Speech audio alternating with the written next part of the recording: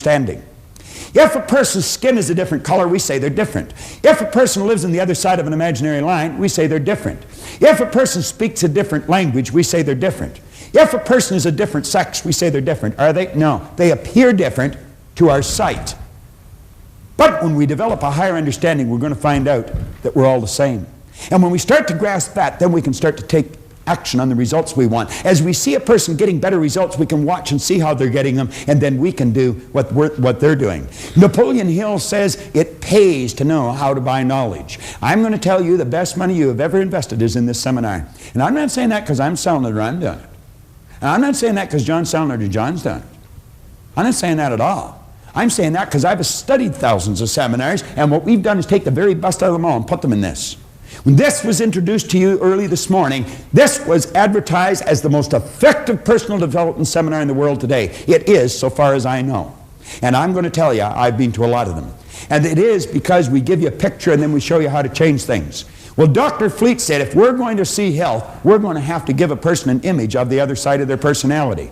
And he said, since no one's ever seen the mind, I'm going to make a picture of the mind. Now he said, let this represent the mind.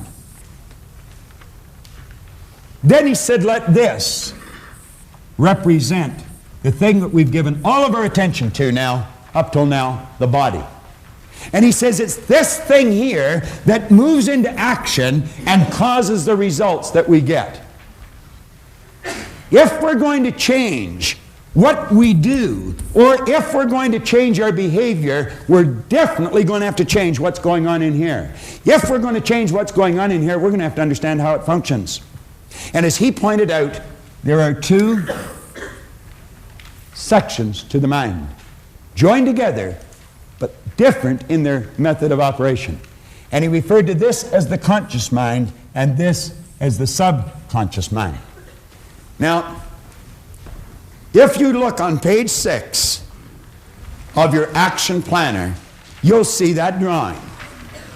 The day Leland Bell van der Waal drew that on the opposite side of a placemat in the coffee shop of the Skyline Hotel on Dixon Road in Toronto, Ontario, Canada, I'm going to tell you my life changed. I've put that drawing on the board thousands and thousands of times, and periodically when I do, I hear people snicker.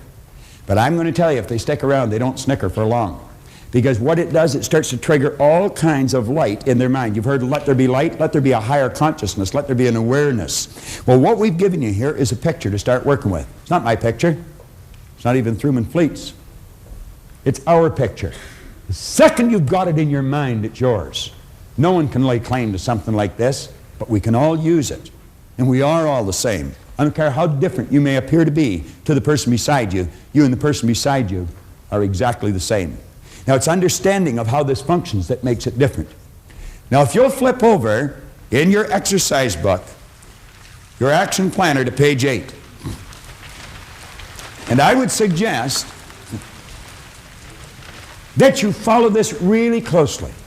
You could be sitting in your den or your family room and just watching this and the book stuck away somewhere. That'd be a terrible error. You'd be wasting your time. And you know, time wasted, you never get back. Now, of course, you only have to pay once, you see. If you've wasted the past, you've already paid the price. You don't have to pay twice. There's some consolation to it. But I would suggest you get the book out and follow me here. Now, you'll notice on page 8 and 9 are 6 drawings there. It's actually just 3 different ideas, or it's one idea broken down into 3 different parts. And as you take a look on page 8, the conscious mind, the subconscious mind, and the body, there are some very key parts to that. On the top drawing on page 8, we say this is the part of your mind that thinks or reasons. This is where your free will lies. Viktor Frankl wrote a magnificent book called Man's Search for Meaning. Viktor Frankl was a Jewish psychiatrist who spent the war years in a German concentration camp. And you know, I don't suppose anyone has ever been subjected to more abuse, intellectually and physically, than someone in one of those camps. I certainly couldn't even imagine it, even although he wrote it very well. But he pointed out, he said, regardless of how they chained us and abused us, They could never take control of our mind unless we chose to let them. He did not choose to let them. Viktor Frankl was a courageous man. He's lived to talk about it. He's lived to teach about it. And I'm going to tell you, he's a wise person. That's where your free will lies. You don't have to follow anybody else. We say the conscious mind can accept or reject any idea. Now, there is no person or circumstance that can cause you to think thoughts or ideas you do not choose. They are the most important lines that you might find in this entire program. Now, what I'm going to do is run over a few ideas, and as I do with each part, on page 9, jot some of them down. Not what I say, but what it means to you. Now, let's understand this right away. What I say, or what John says in this seminar, is not that important. What you see us put on the board is not that important. The different little props that we may use, they're not that important. What's important is what you think as a result of something we may say or you may see on the board. That's what's important. There's something you want, and there might be one idea that we fire out that'll just trigger something in your mind, and away you go. And you can do anything you want. I was talking to Raymond Aaron here early this morning. He's got a millionaires club, and there's many of you in the audience, and I want to congratulate you. I think it's a great idea. He's teaching people how to become millionaires. I watch a lot of people laugh when they say, "What? He's already made 100 people have developed a net worth of at least $1 million just through one person's teaching." It's incredible, isn't it? It really is. That's not a crazy idea at all. You want to be a millionaire? You can be a millionaire. Do you want to start your own business? You can start your own business. You can do anything you want. But clearly understand this. If you don't know how this works, you haven't got a snowball's chance in that hot place of doing it. We're just about to the end of this first tape. There's been some very important material covered. It's vitally important that you go back and you read through this book. Possibly even watch the entire tape again before going on to the next tape.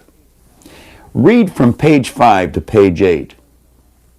Cover your own notes and pay particular attention to page 8 before you go to the second tape. Please understand this. This program will be of little value if you have not established a goal, something you really want, that you're emotionally involved in, that you're working towards. Possibly to help you, before we go to the second tape, we'll take you on a little tour down through some tropical island.